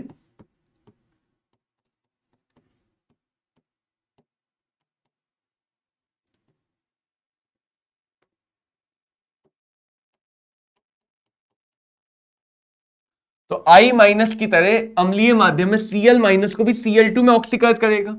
तो यहां पे समझना बच्चों की जो Cl है, HCl है, वो माध्यम की तरह भी काम कर रहा है और अभिकारक की तरह भी काम कर रहा है। तो यदि हम K2Cr2O7 के या KMnO4 के टाइट्रेशंस को करते टाइम, यानी जब इनको प्रयोगशाला में उपयोग करते हैं, अगर हम अम्लीय माध्यम बनाने के लिए HCl अम्ल को ले लें H2SO4 की जगह, तो HCl अम्ल वहां पे अभिक्रिया में हिंड्रेंस डालने लगेगा, अभिक्रिया में बीच में जाके दिक्कत देने लगेगा, डिस्टर्ब करने लगेगा। क्यों? क्योंकि जैसे वो मान लो हम उससे आयरन के साथ मिलाना चाहते हैं, आयरन के साथ अभिक्रिया चाहते हैं, आयरन 2+ के साथ। अब मैंने यहां पे ले लिया HCl का माध्यम, तो वो आयरन 2+ से भी उपयोग में होगा, HCl से भी उपयोग में होगा।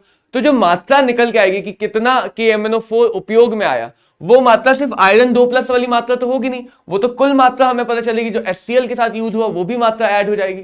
तो जो हमारा परिणाम है वो गलत आएगा, जो परिणाम है Fe2+ की मात्रा निकालने का वो गलत आएगा। तो प्रयोगशाला में KMnO4 या K2Cr2O7 को लेते समय हम कोशिश करते हैं कि जो माध्यम है वो अम्लीय हो, और अम्लीय माध्यम H2SO4 से बनाएंगे, HCl से नहीं बनाएंगे, क्योंकि HCl खुद एक अपचायक होता है। HCl खुद एक अपचायक अम्ल होता है। तो ये बहुत महत्वपूर्ण क्वेश्चन है कि हम क्यों KMnO4 या K2Cr2O7 को उपयोग करते टाइम हम वहां पे हम वहां पे HCl उपयोग नहीं करते, हम वहां पे HCl उपयोग नहीं करते। एक और बात अगर मैं K2Cr27 के बारे में अतिरिक्त बताऊं तो वो बात ये कि K2Cr2O7 और Na2Cr2O7 में इसकी विलयता ज्यादा है, इसकी पानी में विलयता ज्यादा है, यानी पानी में इसको आसानी से घोला जा सकता है। फिर भी प्रयोगशाला में हम इसको ज्यादा उपयोग करते हैं, इसको हम ज्यादा उपयोग करते हैं, Na2Cr2O7 को उपयोग नहीं करना चाहते। ऐसा क्यों? जबकि जिसको घोलना आसान है, जिसको घोलना आसान है उसके उपयोग से बनाना आसान होगा, जिसको घोलना आसान है उसको उपयोग करके विलयन बनाना आसान होगा, बट फिर भी हम K2Cr27 को उपयोग करते हैं, ना कि Na2Cr27 को। इसके पीछे का रीजन या कारण यह है कि Na2Cr27 जलग्राही होता है। कैसा होता है? जलग्राही, यानी जब तुम इसे जैसी हवा में लाओगे, हवा में जो अतिरिक्त जल उपस्थित होता है उसको अवशोषित कर लेगा, अवशोषित कर लेगा तो इसका द्रव्यमान बढ़ जाएगा। अब यदि मैं इसके द्रव्यमान को मापूंगा तो मुझे 5 ग्राम चाहिए। मान लो मैंने Na2Cr27 निकाला 5 ग्राम, ताकि मैं उसका एक विलयन बना सकूं, एक स्टैंडर्ड विलयन, मानक विलयन बना सकूं। अब मैंने 5 ग्राम निकाला, 5 ग्राम बाहर आया हवा में, मान लो मैंने चम्मच से निकाला, वो हवा में, उसने हवा में जल अवशोषित कर लिया। तो जब मैं 5 ग्राम को मापूंगा तो उसमें Na2Cr2O7 के साथ साथ जल की मात्रा भी तो होगी ना। यानी यदि मैं 5 ग्राम जब तक मापूंगा, जब तक मैं देख पाऊंगा कि अच्छा 5 ग्राम हो गया, उसमें मिलाऊंगा निकालूंगा, मिलाऊंगा निकालूंगा, तब तक वो जल भी ग्रहण कर चुका होगा और जो Na2Cr27 होगा वो 5 ग्राम से कम रह जाएगा। उसमें जल की मात्रा की वजह से भी Na2Cr27 5 ग्राम से कम ही रहेगा, और इस वजह से इससे हम मानक विलयन नहीं बना सकते। इससे हम जो मानक विलयन बनाने हैं वो नहीं बना सकते। जब तक मानक विलयन नहीं बना पाएंगे हम प्रयोगशाला में उपयोग नहीं कर पाएंगे। तो KMnO4 और K2Cr27 को उपयोग करते टाइम हमें कुछ अतिरिक्त बातों का ध्यान रखना होता है।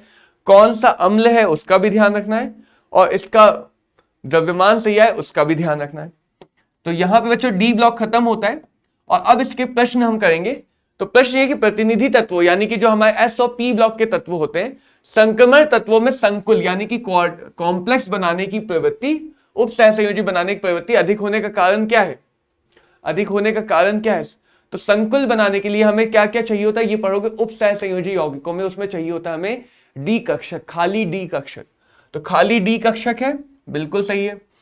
परिवर्तनशील ऑक्सीकरण अवस्थाएं, संक्रमण तत्व कुछ दिखाते हैं लेकिन इससे कोई फायदा नहीं है ज्यादा। सभी इलेक्ट्रॉन डी कक्षक में युग्मित होते हैं, युग्मित होंगे तो संक्रमण भी नहीं कहेंगे, तो इसका भी कोई खास फायदा नहीं है। और एफ कक्षक बंध निर्माण के लिए उपलब्ध है, ये भी हमें संक्रमण तत्वों के लिए नहीं, ये अंतः संक्रमण तत्वों मिलेंगे। तो संक्रमण तत्व संकुल बना पाते हैं क्योंकि वहां पे खाली डी कक्षक होते हैं, और खाली डी कक्षकों की मदद से वो आने वाले लीगेंड से, आने वाले नाभिक स्नेही से इलेक्ट्रॉन ग्रहण कर पाते हैं। अगला प्रश्न देखिए, संक्रमण तत्व साधारणतया परिवर्तनशील ऑक्सीकरण अवस्था का लक्षण दिखाते हैं परंतु Z इस गुण को नहीं दर्शाता है, क्योंकि तो Zn जिंक धातु संक्रमण तत्व जैसा गुण क्यों नहीं दर्शाता है? परिवर्तनशील ऑक्सीकरण अवस्था क्यों नहीं दर्शाता है? क्योंकि जिंक संक्रमण तत्व नहीं है, क्योंकि उसमें N-1 डी कक्षक पूरी तरह से भरा हुआ है। N-1 डी कक्षक पूरी तरह से भरा हुआ है। अगला प्रश्न ये कह रहा है डी ब्लॉक के वे तत्व जो कमरे के ताप पे द्रव होते। इतनी ही बात से मुझे पता चल गया ये मरकरी होगा, क्योंकि दो ही तत्व हैं जो द्रव है, मरकरी और ब्रोमीन, मरकरी और ब्रोमीन, तो ये मरकरी होगा। हाइड्रोजन की तुलना में उच्च विशिष्ट ऊष्मा, ये भी मरकरी है। कम क्रियाशीलता, ये भी मरकरी है। और क्लोराइड गर्म करने पे वाष्पशील होते हैं, यानी ये सारी बातें क्या बता रहा है हमें? मरकरी के बारे में बता रहा है, मरकरी के बारे में बता रहा है। सिक्का धातुएं किसके गुण दिखाते हैं? तो सिक्का धातु कहते हैं किसे? जिनसे सिक्का बनाते हैं। ये कॉपर परिवार होता है, कॉपर, चांदी, सोना। कॉपर परिवार के तीनों तत्वों की मदद से सिक्के बनाए जाते हैं, चांदी के सिक्के, सोने के सिक्के, तांबे और कॉपर के सिक्के। तो इन सिक्कों धातुओं के लिए हमें कौन से गुण मिलेंगे? संक्रमण तत्वों के गुण मिलेंगे। किसके गुण मिलेंगे? संक्रमण तत्वों के गुण मिलेंगे। अब बच्चों आते हैं अंतः संक्रमण तत्व। क्या आते हैं? अंतः संक्रमण तत्व, जो हमें एफ ब्लॉक के तत्व होते हैं। एफ ब्लॉक के तत्व बेसिकली बहुत कम पढ़े जाएंगे क्योंकि इनके बारे में ज्यादा डिटेल में जानना नहीं है, लेकिन यहां पे आखिरी इलेक्ट्रॉन जाता है n-2 f कक्षक में। तो अंतः संक्रमण तत्व या एफ ब्लॉक के तत्व उन्हें कहते हैं जिनमें आखिरी इलेक्ट्रॉन किस में जाएगा, एफ ब्लॉक में या एफ उपकक्षक में।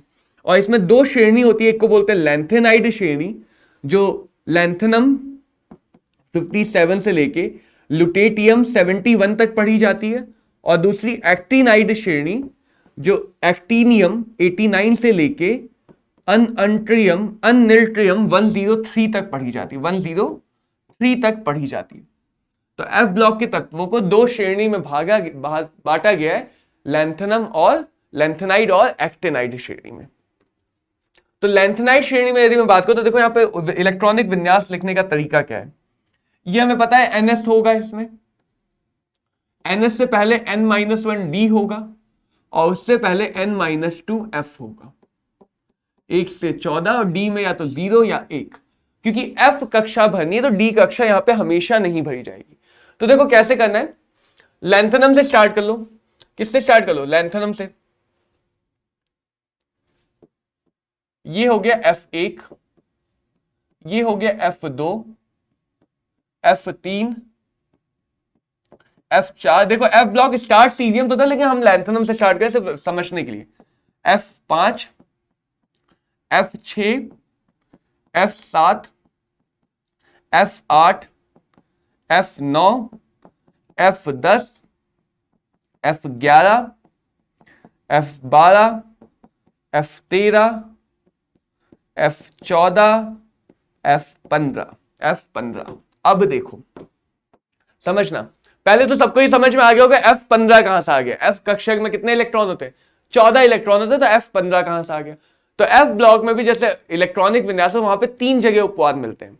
आसान सी बात है, सबसे पहले में मिल जाएगा, यानी कि जहां से F ब्लॉक शुरू हो रहा है, सबसे आखिरी में मिल जाएगा, मिलना तय है F15, और मिड पॉइंट पे बीच वाले बिंदु पे, यानी जहां पे F8 मिला गैडोलिनियम, वहां पे मिलेगा। तो 3 जगह उपवाद मिल रहा है, सीरियम, गैडोलिनियम और लुटेशियम में। क्या क्या उपवाद मिलता है, उपवाद का मतलब फिर से वही, F से 1 इलेक्ट्रॉन कम करो, D में 1 इलेक्ट्रॉन बढ़ा दो। तो यही 3 है जहां पे F में 1 और D में 1 है। 4F1, 5D1, 6S2। F7 की जगह F7 हो गया, क्योंकि D में 1 इलेक्ट्रॉन चला गया अर्ध कक्षक की उपलब्धता की वजह से। F15 तो हो ही नहीं सकता है, F14D1। F15 नहीं हो सकता, तो F14D1, ये वाला यहां पे हमें इलेक्ट्रॉनिक विन्यास में अपवाद दिखेगा। और लैंथेनम तो हमें पता है कि लैंथेनम D ब्लॉक का तत्व है, उसके बाद से F ब्लॉक शुरू होता है। तो लैंथेनम में तो F1 नहीं आएगा, वो D1 हो जाएगा, F0D1। लैंथेनम में क्या हो जाएगा, F0D1, F0D1। तो ये हमें यहाँ पे इलेक्ट्रॉनिक विन्यास सरलता से याद हो सकते हैं। और मुख्यतः नीट, जेई और बोर्ड में ज्यादातर गैडोलिनियम का ही पूछा जाता है, जो मिड पॉइंट पाता है। तो याद रखना, यहाँ पे कुछ ही तत्व है जो ध्यान में रखने वाले हैं। प्रोमेथियम को ध्यान रखना, क्यों ध्यान रखना अभी आगे देख लोगे। गैडोलिनियम को ध्यान रखना, क्यों ध्यान रखना, क्योंकि इसका इलेक्ट्रॉनिक विन्यास। सीरियम को ध्यान रखना, क्यों ध्यान रखें, क्योंकि सीरियम बहुत सारी ऑक्सीकरण अवस्थाएं दिखाते हैं। तो ये यहाँ के कुछ महत्वपूर्ण तत्व हैं। अगले देखो जो इसकी यौगिक है, क्योंकि ये भी तीसरे वर्ग में आता है, तो जितने भी लैंथेनम है वो सब +3 की अवस्था में जाके यौगिक बनाते हैं। इसके सारी अभिक्रियाएं ऑलमोस्ट एल्यूमिनियम जैसी होती हैं। इसकी जैसी होती है एल्यूमिनियम जैसे। जैसे जब एल्यूमिनियम अगर एसिड से अभिक्रिया करे, अम्ल से अभिक्रिया करे, तो हाइड्रोजन गैस देगा। धातु अम्ल से अभिक्रिया करके हाइड्रोजन गैस देता है, तो यहां भी होएगा। कोई भी लैंथेनॉइड अम्ल से अभिक्रिया करेगा तो अपने 3 की वैलेंसी में लवण बनाएगा और हाइड्रोजन गैस दे देगा, ये वाली अभिक्रिया। हेलोजन के साथ अभिक्रिया करेगा तो LnX3 बनाएगा, जैसे AlX3 बनाता। ट्राई हैलाइड बनाएगा, क्या बनाएगा, ट्राई हैलाइड। कोई भी लैंथेनाइड, Ln का मतलब सारे लैंथेनाइड। अगर पानी के साथ अभिक्रिया करेगा तो ट्राई हाइड्रोक्साइड बनाएगा, जैसे कि यहां पे बनता है। तो पानी के साथ जब अभिक्रिया करेगा तो ये बनाएगा एल्यूमिनियम की तरह ट्राई ऑक्साइड, ठीक है। ऐसे जब ये कार्बन के साथ रिएक्शन करेगा तो कार्बाइड बनाएगा। कार्बन के साथ अभिक्रिया करेगा तो क्या बनाएगा, कार्बाइड बनाएगा। अगर ये नाइट्रोजन के साथ गर्म किया जाएगा तो नाइट्राइड बना लेगा। अगर ये सल्फर के साथ गर्म किया जाएगा तो सल्फाइड बना लेगा, जैसे ऑक्साइड बनाता। जब ऑक्सीजन के साथ गर्म करेंगे तो क्या बनाएगा, ट्राई ऑक्साइड। तो इन सारी अभिक्रियाओं में ध्यान देने वाली बात यह है, इन सारी अभिक्रियाओं में इसकी जो संयोजकता है वो 3 है। कितनी है? 3 की संयोजकता में ये बंध बनाता है, 3 की संयोजकता में बंध बनाता है। आगे समझेंगे लैंथेनाइड और एक्टिनाइड में कुछ अंतर। जैसे क्या क्या अंतर है? लैंथेनाइड के लिए, लैंथेनाइड ज्यादा सरल होते हैं, +3 की ऑक्सीकरण अवस्था मुख्य है और +3 के अलावा +2 +4 कुछ ही, जैसे सीरियम में मिल जाती है, बाकी ज्यादा में नहीं मिलती है। क्यों नहीं मिलती? क्योंकि ये F और D ब्लॉक में बहुत ज्यादा अंतर है, ऊर्जा का अंतर ज्यादा है, तो ये F का इलेक्ट्रॉन देगा और S का इलेक्ट्रॉन देगा। F का इलेक्ट्रॉन देखो यहां पे ऐसा है, N-2F, N-1D और NS2, यही तो है। तो यहां पे S के 2 इलेक्ट्रॉन के साथ एक ही इलेक्ट्रॉन और आता है, ऊर्जा का अंतर थोड़ा ज्यादा होने की वजह, थोड़ा सा ज्यादा है, तो इसलिए +3 मिलना ज्यादा सामान्य है। +3 यहां भी सामान्य अवस्था है, लेकिन +3 के अलावा यहां पे और भी बहुत सारी ऊर्जाएं मिलती आती हैं, और भी बहुत सारी ऑक्सीकरण अवस्था मिलती है, क्योंकि यहां पे जो ऊर्जा का डिफरेंस है, ऊर्जा में जो अंतर है F, D और S कक्षा में, वो कम है, और कम वजह से F भी इन्वॉल्व होगा, D भी इन्वॉल्व होगा, S भी इन्वॉल्व होगा। तो इसलिए +3 के अलावा +4 +5 +6, यानी लैंथेनाइड के मुकाबले एक्टिनाइड ज्यादा यौगिक बनाएंगे, ज्यादा यौगिक बनाएंगे। क्यों बनाएंगे? क्योंकि इनमें ज्यादा ऑक्सीकरण संख्याएं देखने को मिलती हैं।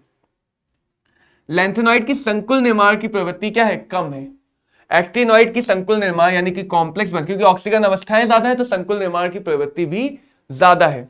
लैंथेनॉइड में प्रोमेथियम को छोड़ के, जो बताया था पीछे कि 3 में से एक प्रोमेथियम बताया था 61 वाला, तो प्रोमेथियम को छोड़ के बाकी सारे रेडियोधर्मी होते हैं, बाकी सारे स्थायी होते हैं। सिर्फ प्रोमेथियम अकेला है जो रेडियोधर्मी है, प्रोमेथियम अकेला है जो रेडियोधर्मी है। एक्टिनॉइड में सभी के सभी रेडियोधर्मी होते हैं, सभी के सभी रेडियोधर्मी होते हैं। लैंथेनाइड के ऑक्साइड और हाइड्रोक्साइड में क्षारीयता कम होगी, क्योंकि क्षारीयता धात्विक गुण होता है, वो नीचे जाने पर बढ़ता है, धात्विक गुण है और वो नीचे जाने पर बढ़ेगा, जबकि एक्टिनॉइड में क्षारीयता ज्यादा होगी, क्षारीय गुण ज्यादा होंगे, क्योंकि वो ज्यादा धात्विक है, ज्यादा धात्विक है। और इसी के साथ बच्चों, क्योंकि एफ ब्लॉक बहुत हद तक पाठ्यक्रम से हट गया है, तो डी एंड एफ ब्लॉक को हम यहीं पे समाप्त करेंगे, यहीं पे हमारा ये अध्याय समाप्त होता है। उम्मीद करता हूं कार्बनिक रसायन का ये अध्याय आपको अच्छे से समझ में आया हो, आया ही होगा। उम्मीद करता हूं आपका जो कार्बनिक रसायन का भ्रम था कि उसको हमें याद करना है, वो भ्रम टूट गया, क्योंकि अधिकांश बातें मैंने इस अध्याय में समझ के ही देखी है। मैंने खुद भी ऐसे ही याद किया, मैंने रटा नहीं है। मैं खुद एक जेई का विद्यार्थी रहा हूं तो मैं रट पाता ही नहीं हूं। मैथ्स मेरी अच्छी रही है, फिजिक्स ठीक रही है, रसायन विज्ञान अच्छा रहा है, लेकिन रटा नहीं जाता मुझसे। तो मेरा पहले से यही था कि रसायन विज्ञान अगर समझनी है तो समझनी है, तो हर बातों के पीछे का तर्क ढूंढा है, उन्हीं तर्कों के आधार पर बातें समझी हैं। कुछ बातें हमने याद रखने को बोला है जरूर है, उनका तर्क भी आगे जाके तुम सीख जाओगे, उनका तर्क भी आगे जाके सीख जाओगे। तो तब तक के लिए पढ़ाई करते हो। इस अध्याय के पाठ्यान के जो भी हमारे पास लेक्चर नोट्स हैं, जो भी अभ्यास पुस्तिका है, वो तुम्हें PW ऐप पे मिल जाएगी उपहार बैच में। मिलते हैं कार्बनिक रसायन के जल्दी ही अगले अध्याय में। तब तक के लिए ऑल द बेस्ट, पढ़ाई करते रहो।